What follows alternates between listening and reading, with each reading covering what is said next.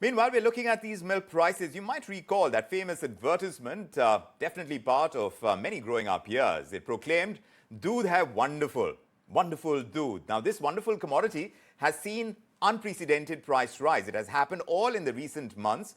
And there are no signs of a let-up when it comes to price rise in milk. Rather, the upward trajectory keeps gaining momentum every passing week. And experts are now saying that this trend is likely to continue throughout the year, throughout 2023 as well.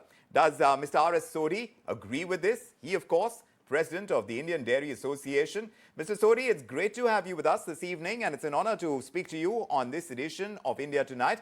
We've seen these multiple price hikes, Mr. Sodhi. It all has happened in the last year. Why exactly? And are there more price hikes in the offing?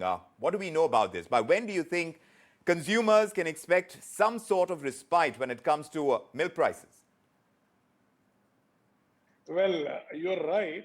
Last 15 months, there has been 2 to 3 price increase in milk or milk products by all the dairy companies of India.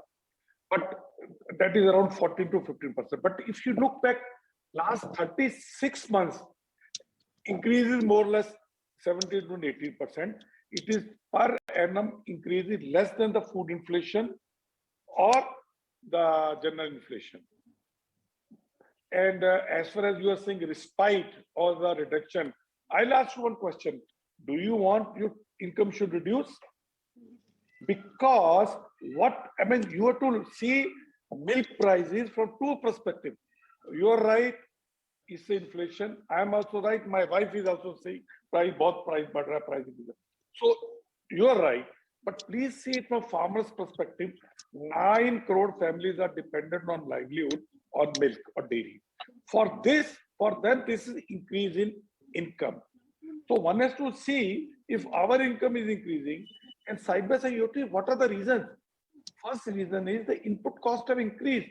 You know, cereal inflation, wheat inflation is 18 to 19%. Cereal inflation 14 to 15%. How milk is made? Cattle are eating feed and fodder and converting it to the milk. So if feed and fodder costs have increased by 20 to 25% in the last 15-20 months, if you don't pay good price, which farmer will feed and produce milk? They will not produce. But Mr. Sodhi, the point is this, that we are looking at this kind of price hike in milk. It's leaving behind inflation by leaps and bounds. And you mentioned some of those reasons for the kind of hikes that we've seen in milk prices. Of course, we know inflation is soaring, the cost of feed has gone up. What is the solution according to you? Is there a middle ground where both farmers and consumers can benefit? See, solution one has to see in long term, not in the short term, like what we did in edible oil in 90s, just to reduce the price of milk to the price of oil to the consumer, we started importing. So if you want solution on long-term basis, please happily pay what you are paying now. Because if you pay now, farmers will induct more, produce more. So next winter onwards or next year onward, you are going to get good quantity of milk. If you don't pay now and resort to some other things, what is going to happen is long-term will be dependent on imports, like we are on edible oil where 70% oil, our requirement is imported. And one has to see, so during COVID, when cows and buffaloes were producing, they were not under lockdown or work from home, but demand reduced. So the commodity stock which came up in the market, that reduced the price of milk drastically by 25 to 30% during 2020 and 21 and little bit of 22. So because of that also this growth in milk production has not come.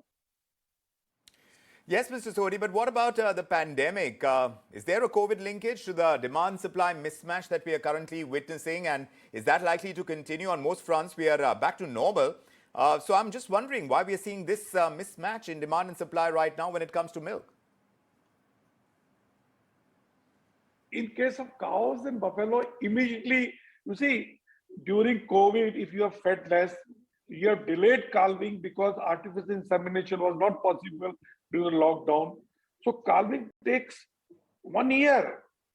So if you feed today well and you go for AI and calving, milk will come after 1 year or 2 years. So it is not overnight. You just feed something in a machine and milk will come out. So right now you pay good price, you'll get next year good milk. If you don't pay now, next year milk will be less because cost of feeding is more. You see, you have to see now because of good Kharif and Rabi, we are expecting that cereal inflation will reduce. So is the cattle feed cost. So once feed cost reduces, farmer will feed good, and then you'll get good milk.